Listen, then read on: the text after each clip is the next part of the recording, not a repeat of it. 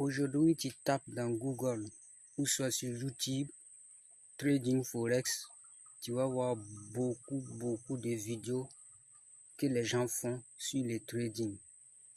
Tu vas voir des gens qui maîtrisent bien le monde financier.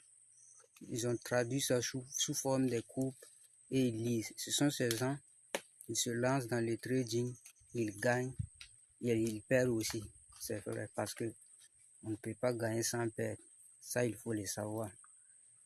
Et je me disais, si c'était ça qu'on nous enseignait à l'école dans les années 1900, qu'est-ce que nous aussi, nous serons aujourd'hui? Bien vrai, on nous a appris comment tracer le repère OIJ, comment étudier une fonction du débit et arriver à la fin à bien tracer la courbe. Mais est-ce que cette courbe-là, c'est juste tout simplement pour avoir 1,5 point pour que le jour de la programmation des résultats, on dise Intel, il a réussi et Intel, il a gagné de telles notes en mathématiques.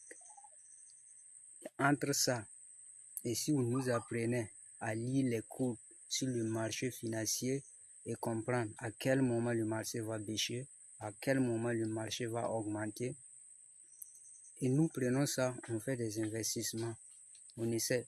Coach Shimo lui-même, il a dit qu'il a perdu plus de 96 millions dans le trading, mais il continue d'investir.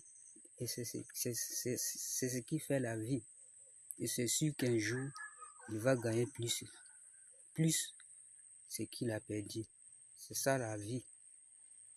Pour avoir, il faut que tu sois prêt à accepter que tu vas échouer au début. Si tu vois l'histoire de toutes ces grandes personnes-là, si tu lis les histoires, si tu suis les enseignements, ils vont te dire qu'ils ont échoué plusieurs projets. Mais ce qui fait de eux plutôt aujourd'hui, la personne dont il vivait, c'est le mot n'est pas, ou bien tout simplement la phrase n'est pas abandonné. N'est pas abandonné. N'est pas abandonné.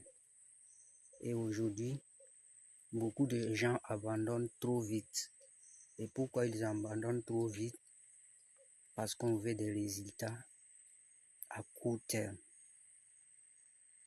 Regardez vous-même, le grain de mil que nous semons au village, ça met combien de temps pour pousser?